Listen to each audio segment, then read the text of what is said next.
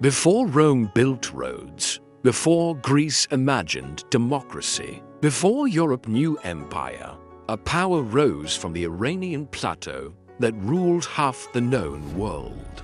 It did not rule through terror alone. It ruled through tolerance, law, and organization. This empire allowed different religions to exist. It governed dozens of languages. It connected continents with roads, messages, and trade.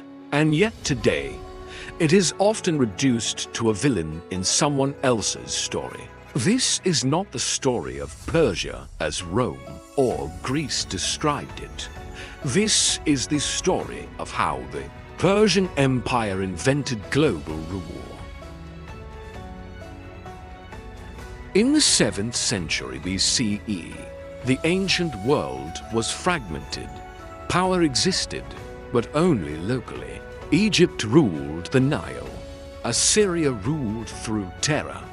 Babylon ruled cities, not systems. Empires rose and collapsed. Quickly, they burned bright, then vanished.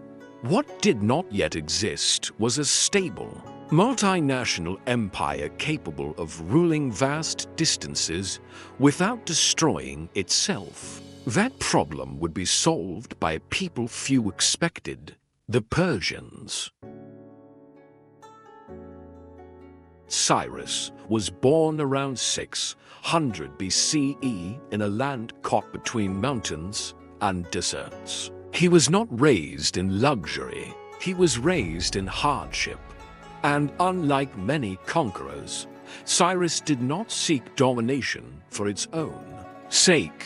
He sought order. When Cyrus conquered Media, he did not erase its culture. When he defeated Lydia, he preserved its administration.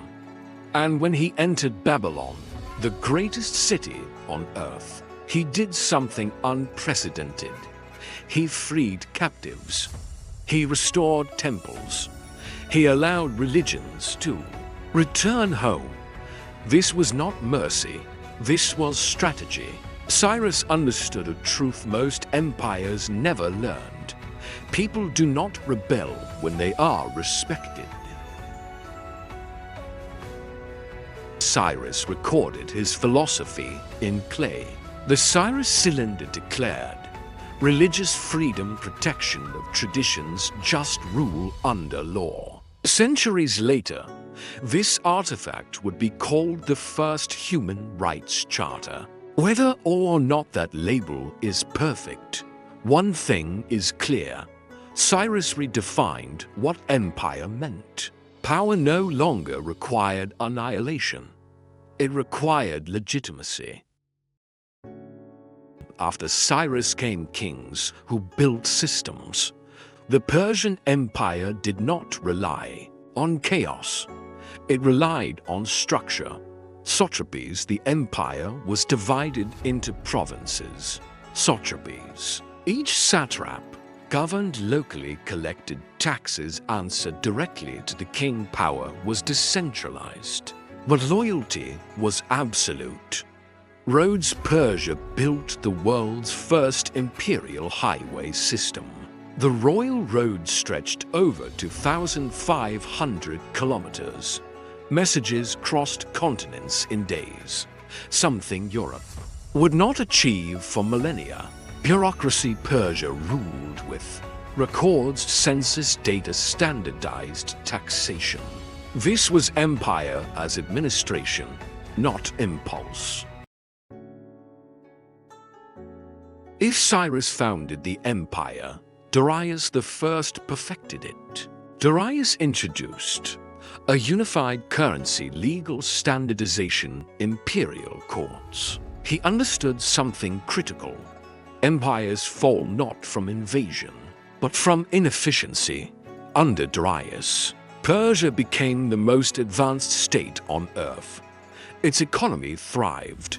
Its borders stabilized. Its legitimacy deepened. This was not chaos. This was governance at scale.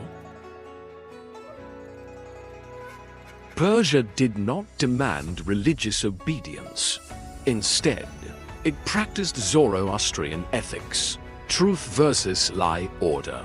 This chaos responsibility of rulers Persian kings saw themselves not as gods, but as guardians of order. This subtle distinction mattered. It created trust. It reduced rebellion. It extended imperial life. The Greeks did not fear Persia because it was weak. They feared it because it was vast.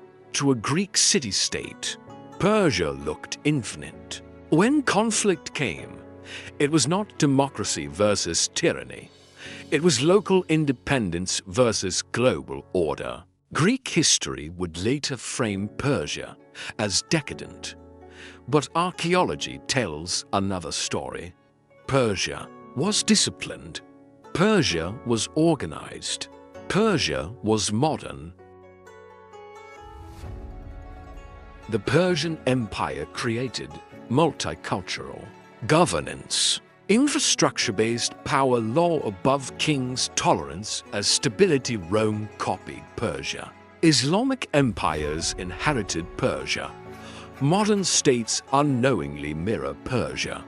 When you pay taxes, use highways, or live under layered governance, you are living inside a Persian idea. Persia did not fall because it was weak. It fell because scale invites challengers. But its ideas did not die. They migrated. They evolved. They became invisible. The first empire to rule the world did not rule through fear. It ruled through understanding. And that may be the most dangerous form of power of all.